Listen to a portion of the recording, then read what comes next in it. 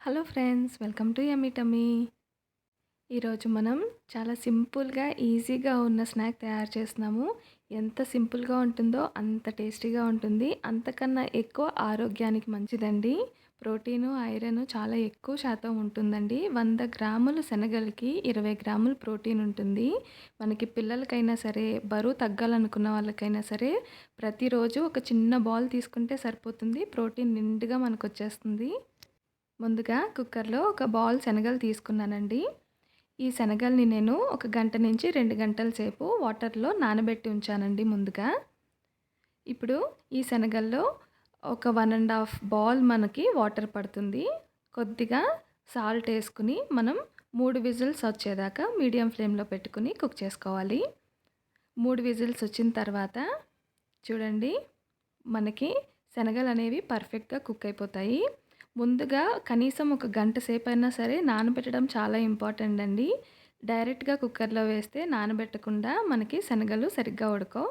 చూడండి, పర్ఫెక్ట్గా ఉడికింది కదా. ఇప్పుడు కడాయిలో ఒక టేబుల్ స్పూన్ ఆయిల్ వేసుకుని, ఒక టేబుల్ స్పూను ఆవాలు చిటపట్లాడాలండి. ఒక టేబుల్ స్పూన్ జీలకర్ర వేసుకుని చిటపట్లాడాక ఒక ఎండుమిరపకాయ ముక్కలుగా చేసి, కొద్దిగా కరివేపాకు వేసుకుని ఇదంతా కూడా కాస్త వేగిన తర్వాత ఒక అర టీ స్పూను పసుపు, ఉప్పు, రుచికి సరిపడంత కారం ఒక టేబుల్ స్పూను వేసుకుని మనం ముందుగా ఉడికించి పెట్టుకున్న శనగల్ని ఇందులో యాడ్ చేసేసుకోవాలి.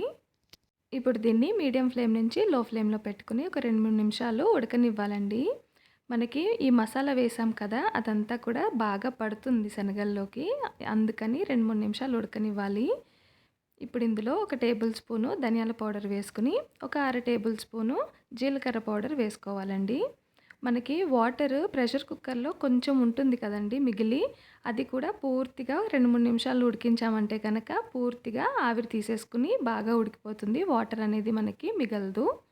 కొలెస్ట్రాల్ ఉన్న వాళ్ళకి కూడా ఈ శనగలు చాలా మంచిదండి. కొలెస్ట్రాల్ లెవెల్స్ని కూడా తగ్గిస్తుంది.